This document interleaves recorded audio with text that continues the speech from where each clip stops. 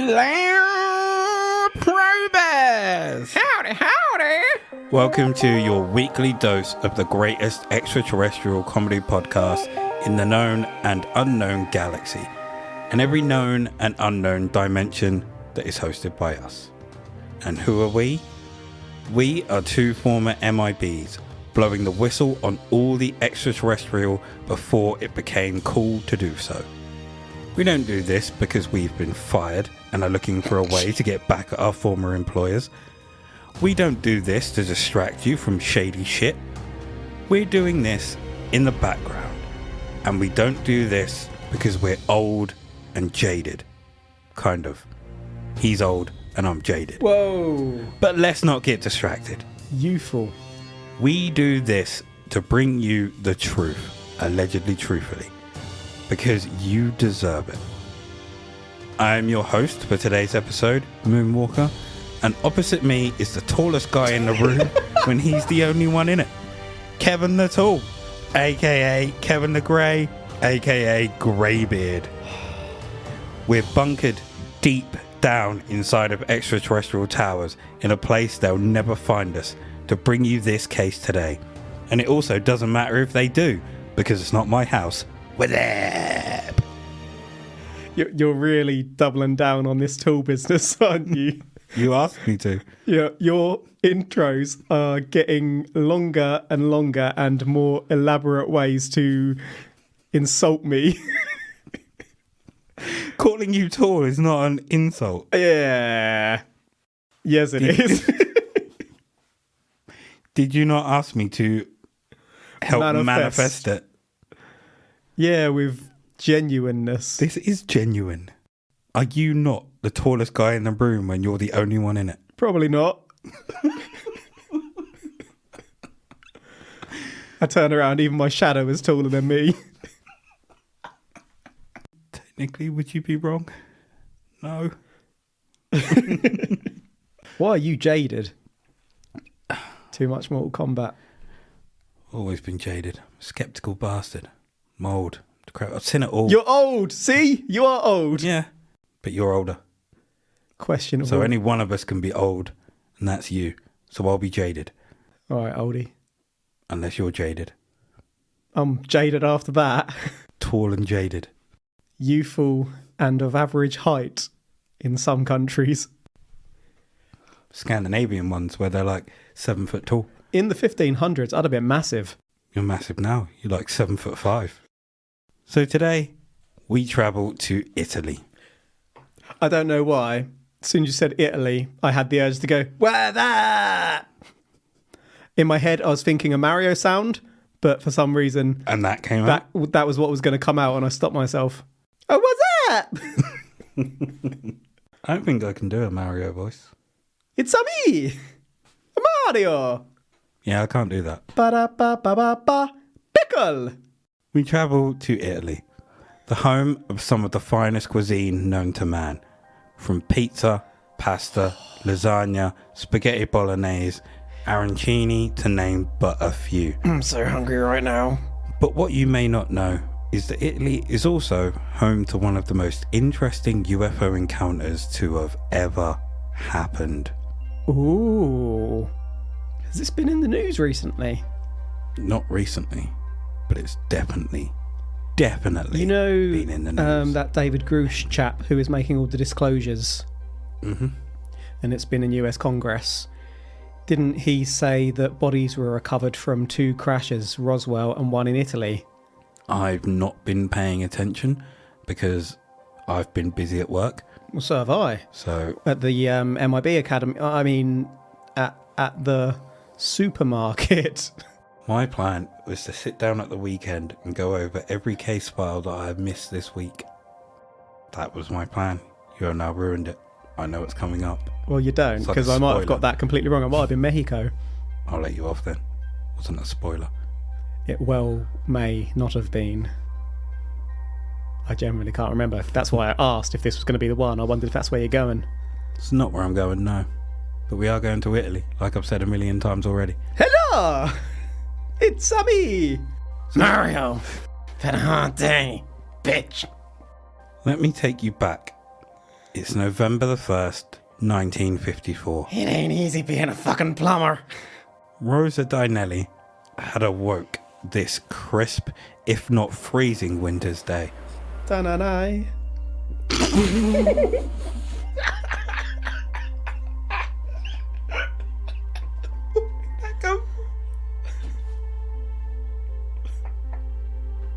I'm just gonna let you know here that I made that rum way stronger than usual by accident. I went to pour a little bit and like half the thing filled up. I was like, shit, I ain't getting that back in the bottle. It's fine. What's that? You ain't got to go anywhere. Nope.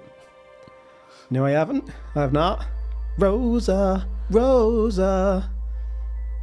So as Rosa sat up I don't know your middle name. and placed her feet on the floor, she could feel the cold through her toes to her bones. Put some socks on. Before she put her slippers on and got washed and dressed to attend the church services in the small town of Bethlehem. Cennina, It's close. a settlement in the hamlet of Bucine. Once ready, Rosa left her home holding a handful of carnations, which she was going to place at the altar of Madonna. No, not that Madonna, unless Damn it. she's a time traveller who changed her last name through the times, but Madonna Pellegrina. Well, I doubt Madonna is her real name. You've put a picture of Madonna in the research notes. I was about to quote Material Girl as you said Madonna, but I refrained. Madonna. Madonna Pellegrina. I couldn't find out who she was. Everything was in Italian, or wouldn't actually say who she was and why she had an altar. Is that the Madonna we're talking about here? No, this is the Madonna Pellegrina, and this is her altar. I don't mean the pop star Madonna. I mean the Madonna that people pray to. Yeah, this is the Madonna. The Madonna, but not that Madonna. Exactly. The other Madonna, The other one. That's not that one, but it's the other one. but it's this one. So which Madonna is it? It's this one, but Do you not know- that one. So it's the other one. Yeah. The original, Yes. but not the one that we know. Not the one Not we the know. one we knew first, but the original. The one we knew second. The one that we knew before we knew the original, but we knew the other. No, the other one. Oh, that one. Yeah. Right. It is a difficulty for us, isn't it, in cases when they take places in other countries. I've had it once or twice where you find a one-liner, you're like, oh, that sounds like a juicy one. You go and do the research, and it's all in other languages, and you try and use Google Translate, and it makes no freaking sense at all. It's horrendous. So Rosa, Whoa, hold on. You've put a picture of the other Madonna, but not that Madonna, but the proper Madonna that isn't the original Madonna, but is the original Madonna. yeah, the original, the What's this OG one. What's this little cherub on Madonna's shoulder? I have no idea. So Madonna is looking quite... So let me just jump into a theory. Mm-hmm. Madonna, not the original Madonna, but the Madonna that's not that one, Yeah. adopted children. Yeah. The original OG Madonna, if she adopted children, then is this the Madonna from now, not the original OG Madonna, that was a time traveller and has done the same thing through time? Oh, adopting She herself. goes through time adopting children. Madonna is Legion for She Is Many. Indeed. It's just Madonna on repeat. So would this Madonna be the original OG Madonna? That would make sense to someone. This Madonna on... What's mad is I've kept up with all of that. Yeah, Yeah. you're probably the only one. Yet the episode we did the other day, of a week, got so The confusing. really straightforward one that, yeah, just went off the rails. But this picture you've put in of that Madonna, but not this Madonna, the Madonna, the other Madonna, OG one. the double OG Madonna, Og Madonna. Double OG, triple OG. On their shoulder is what looks like a cherub. Throwing The gang signs. head is, well, yep. The Putting creature- her hand up, pointing. So I've got this two- is the OG Madonna. That's what they're saying. The gang signs are 1 point. The fact it's sitting on a magic carpet is another point, but I was actually going to go to the fact that their head is too small for their body. That looks important, to be fair. Maybe in your twisted mind. Looks like a cushion rather than a... And it's got a target on the back of its head, like it's going to shoot in range. I propose to you that part of this picture is a statue that OG Madonna has produced to fool people into thinking that's a child, when actually Madonna never ages. Madonna is timeless and is going to assume the identity of that mini Madonna. Mini Donna. So the same way that in Fallen, Azazel transfers from person to person, you're saying that the triple OG Madonna does the same thing? No. Throughout history? I'm saying Madonna stays the same, but adopts these fake children and then assumes their identity, walks around with a statue for a couple of months, years, making people think that that's a real child. And then when that child is the same age as Madonna, roughly, Madonna assumes their identity and then adopts another child. Oh, I see. What did she do with the Madonna's OG child? There wasn't a child. There never was. That's the kick. Ooh. Creating Clever. them. Clever. We're on to you, Madonna. You ain't fooling us, you lizard twat. If you'd like to become a patron of our show, Madonna, you can find us at patreon.com/ButterIsAliens. We'll gladly accept your donations. Rosa had decided... I've just got to say, I've got no problem with Madonna, really. She blanked me in the Absolute supermarket legend. once. That's where your beef stems from. She took the last pot of ragu. I really wanted ragu that day. So that moment when she takes it off and just puts it in her trolley and just walks off, then you're in the background just side-eyeing her. I'm like, why Sure. I oughta? It's your origin story of how you became a super fan. How you hate Madonna. All because of a pot of ragu. Ragu! So Rosa had decided that in November, which is not always cold, wet and miserable, It is. but generally is, Yep. that she would walk to her destination barefoot so that she doesn't ruin her new shoes through the fields and thickets. Madness. Madonna-ness. This is a route that Rosa has taken many, many times in her life, so she knows it all too well. Did she walk it barefoot often? That I'm unsure of. She must have had some tough feet. So I think, to be fair, to know that she could walk it barefoot and be fine, she must have done it before. Unless this was the first time and it was an experiment. Oh, dangerous And times. she chopped up Living her on the edge. pinky. Living dangerously. Wild.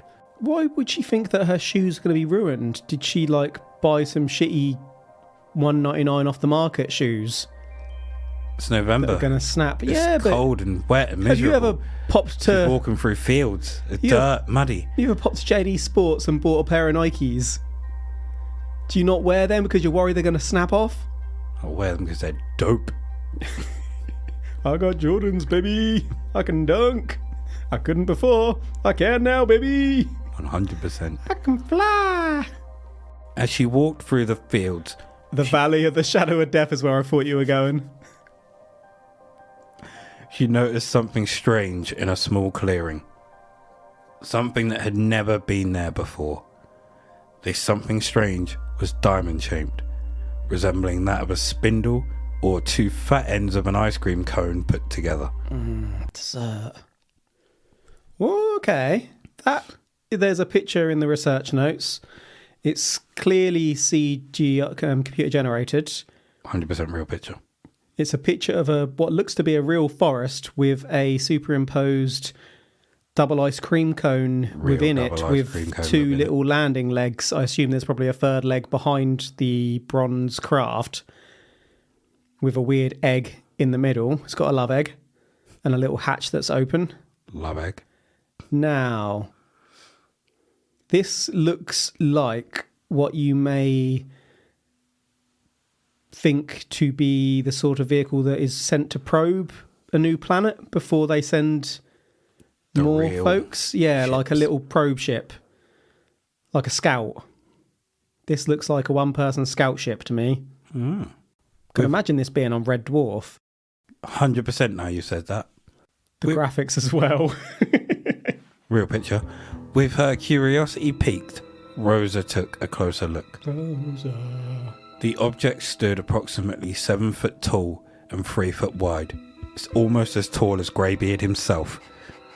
The object was a metallic brown and stood on 3 legs that protruded from the bottom like a tripod.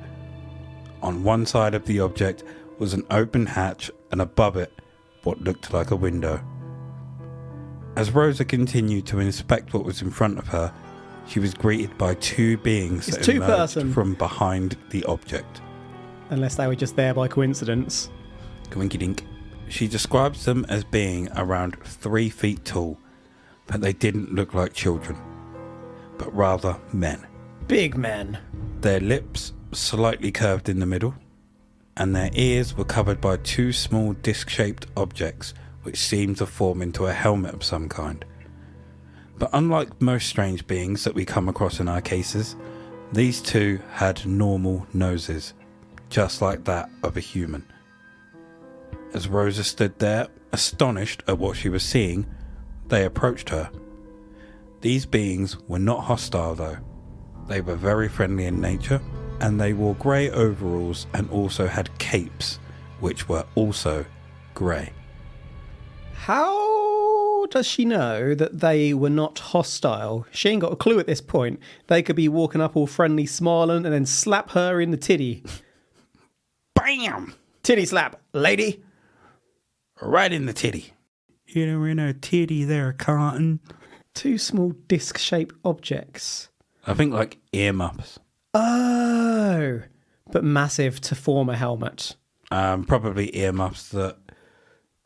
Probably a hat, to be fair, and she's just looked at the earmuff part and gone, they form a helmet. Earmuff hat. Okay, I was having... Earmuff hat. Earmuff hat. A new invention. It will take off. Human noses, 3 foot tall. Are these basically Oompa Loompas? Curved lips. That sounds Oompa Loompa-like to me. Been using the collagen. Is that what it's called? Botox, collagen, whatever you stuff your lips with. Probably not Botox. But I've got no idea. Not my field of expertise. Face, in collagen. The face! I literally don't know. No idea. They approached her. I assume we're going to cover what they do momentarily. So let's take a guess. They're going to talk her into a false sense of security, take her back to their ship, knock her out, mug her, do some examination. She's going to wake up with lost time and be dropped off back home thinking she had a lovely time with a couple of really nice people when actually she's just been murked. You've covered way too many cases. They tried to strike up a conversation with Rosa, but she could not understand them. The language sounded like what we know as Chinese. It would appear that this riled them up a little. As she stood a little more shocked than before, they grabbed the carnations out of her hand and a stocking from either her hand or leg, that bit is unclear, and then handed some of the flowers back to her. They studied the flowers in their hands for a short amount of time and laughed as they did so. There's a picture of this event. That's a pretty awesome picture, to be fair. So we've got Rosa barefoot in what looks to be a cardigan and a black dress, but we won't debate that too much, with some carnations in the hand. And these 2 little... God, how would you even describe these? So they're in grey suits with capes and almost devil-like faces. Little goblin people. I'll tell you what the with helmets look like. You know the old American football helmets that you see in films and stuff? It looks like those. I was trying to think of a cartoon like the Jetsons or something. It's kind of like 1950s space helmet type thing with earmuffs. You are correct that is an earmuff hat. But it's just their faces. You have to just check out our Instagram at But It Was Aliens. We'll have to post this, won't we, Mr. Moonwalker? It just looks so mischievous. Yeah, and the one in the back is packing heat in the pouch department. Trying to grab a stocking. Why? I mean, the picture would suggest that the stocking was in her hand because her leg appears to be bare upon first glance. Both legs, in fact. It would be unusual to have them take it off her leg, get it completely off, and then her to get it back and then be pulling it off her hand. Yeah, that is but then true. why is she walking around carrying a stocking? Them. Yeah. Why are you carrying them rather than having them on? To be fair, she does have her shoes in her hand as well, so maybe she's just going barefoot and then she's going to put her stockings over her feet and then shoes on. Yeah, maybe doesn't want to rip the stockings. That would make sense. Mm-hmm. Good detective work fields, there. This little thickets. Creepster at the back is starting to freak me out. Does have a rather brandy look in his eye, doesn't he? Yeah, he's like, going to touch you. Come to my ship. Look at my dick. You saw it. So the two then threw the flowers they had into the open hatch of the craft and then reached inside and produced two small white packages that were circular in shape. That's a big white package if you ask me. As they turned towards Rosa, she snapped out of her curiosity and legged it. As she turned around to look to see if they were giving chase, both the beings and the craft were nowhere to be seen. Ooh. The Carabinieri, after being informed by Rosa, went there to investigate and found a deep cavity in the ground that looked like it was recent, but found nothing more. I'm assuming the Carabinieri are the police. The alien police, I would imagine. They went and investigated. So she legged it and they disappeared. She didn't see them get back in the craft or fly off, would suggest to me that she has been clonked. Ooh. She's out of it. She's lost time. She's been mugged. They've stolen the stocking. They've filled it with her change and her shoes. They've taken the shoes. Everything you said. Indeed. That's exactly what's happened. Carabinieri. I ain't heard of them before, I've not. Although Rosa was the only person to interact with the strange craft or those connected with it, she wasn't the only one to see it. Multiple credible eyewitnesses saw the craft in the sky that night, and they would describe seeing extremely bright lights on it, as well as it flying at a very low altitude. Other reports speak of seeing the craft stop and hover in the skies as if it was waiting or getting ready to descend. Probably the second most credible account about this craft, second only to what Rosa herself experienced, Ottorino Santarelli, whilst out with friends, noticed a strange blue-coloured object overhead. They watched it for several moments before it suddenly stopped and just hovered in place. It then started to descend and then came to a stop close to a nearby hill. Did they go and check out the hill? Not that we know of. Why was it blue rather than bronze? Depends if it was different as it flew. Changed colour? The thing is, it doesn't say if these people saw it during the day or at night. Mm-hmm. So they may have seen the light and it being high up could just look blue rather than white coming out of that little egg-shaped hole. Love egg. Okay. You love egg. So that brings a slight bit more credibility to the account that there are some supporting / corroborating statements. Do we know how many eyewitnesses? Multiple. At least 3. Is that because Otto was out with friends rather than friends? So you know there were at least 2 friends and Otto. Yes. Clever girl. Santarelli. I'm trying to think really ridiculously in my mind about whether Santa was originally Italian. And then after spending so much time in Lapland / the North Pole, wherever Santa lives in your culture, decided to take the Relly off the name. Ho, ho, ho! I'm your pizza! That'd be a great Christmas present. I'd be so happy with that. Beats coal, baby. So this case... What was the best Christmas present you ever got? Off the top of my dome, PlayStation 2. Good call. It's hard to top a computer console for a child / teen. Mm-hmm. Because we just aged ourselves. You did. You're old. You're older than me. Biatch. You can't prove that. Bitch. So this case was... Hold on. What was yours? I think I got an N64 for Christmas one year. Ooh. Yeah. I think I got mine at launch. I don't. I'm sorry. I'm really trying to think about if I got anything else. I did a whole... I think... Nanny and Grandad, can I get a new computer? I really want an N64. Yeah, my dad weren't listening to that noise. Oh, my mum wouldn't have done. My grandparents weren't really involved with us.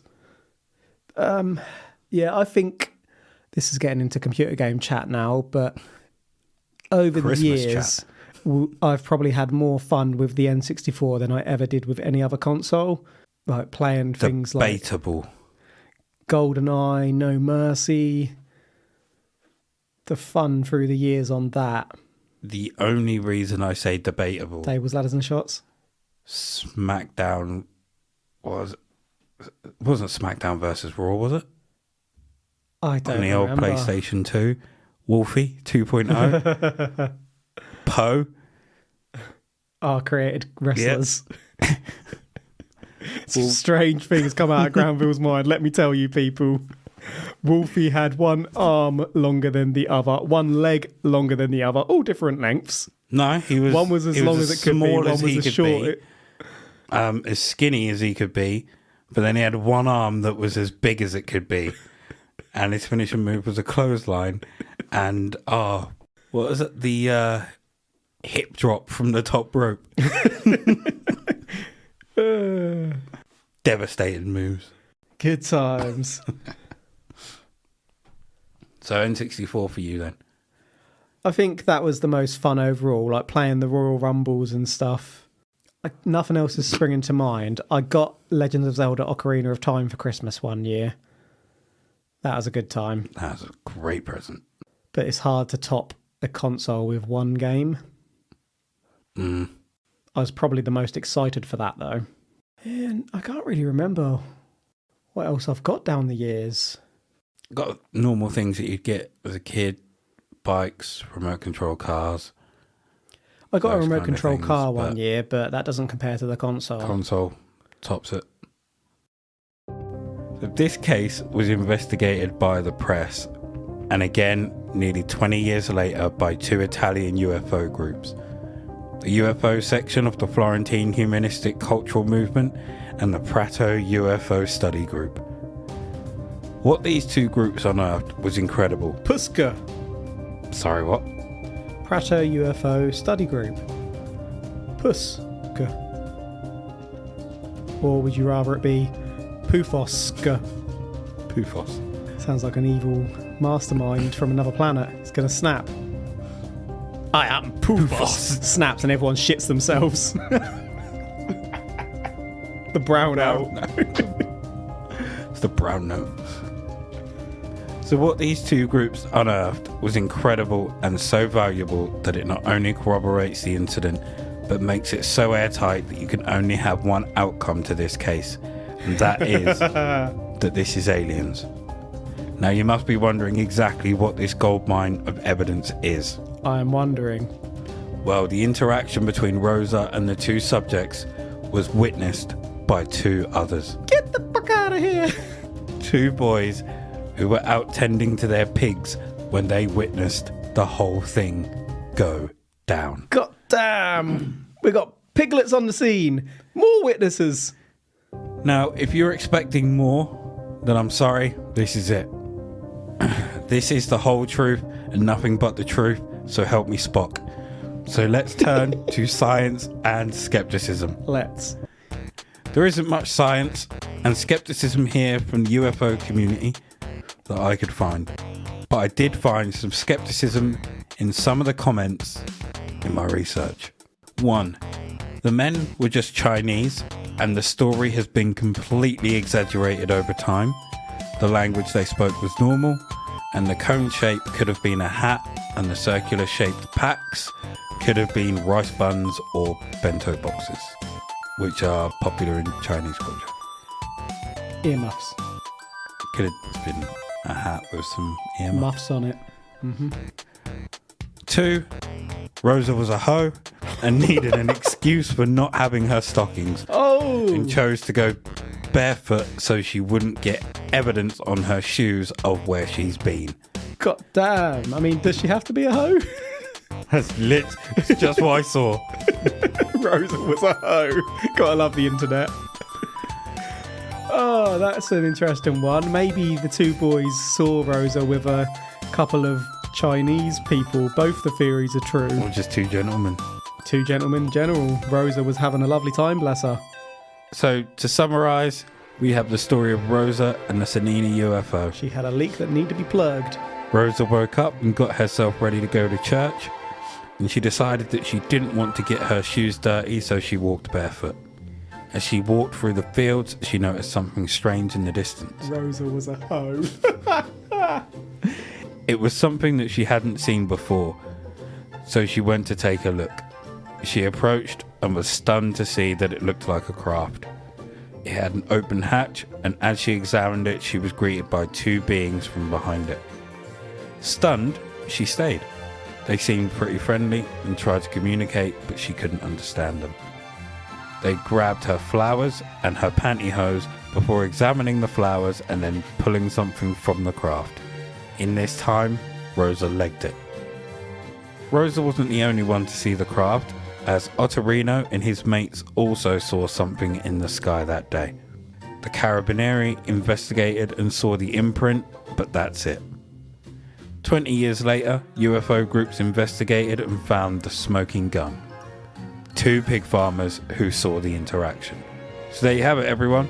All that's left is for Greybeard to announce that this is aliens, and this case is a wrap. So when the Cannelloni investigated, did they take any photos / establish any direct evidence rather than just saying they saw an imprint? If they had done any of that, I would have that here in this case.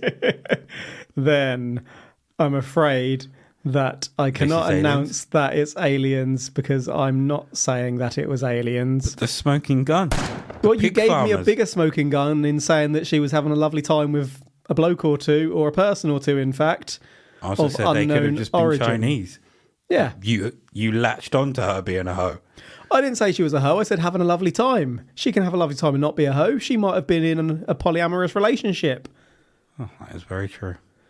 She might have just really needed a really good seeing to after a long day at work. Sometimes you need a little something to take your mind off things, you know? Sometimes you need a bit of a going over by Edward Dildo Hands.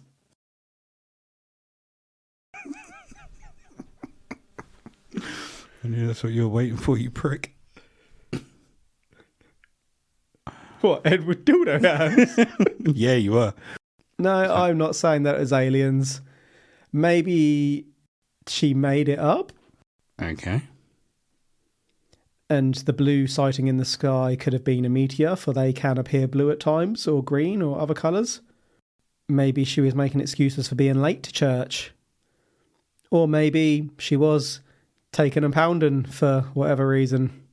So you're not saying it's aliens? Rosa had needs, son. Rosa had needs. Well, I'm not saying it's aliens either. I'm taking That's why them pantyhose were off.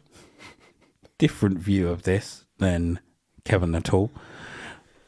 I'm saying that it was probably Chinese, and that Chinese people were spotted in Italy, and it may not have been something that was quite regular around that time. See, that disturbs me a little bit, that people would see people from China in Europe and not realise that they're people.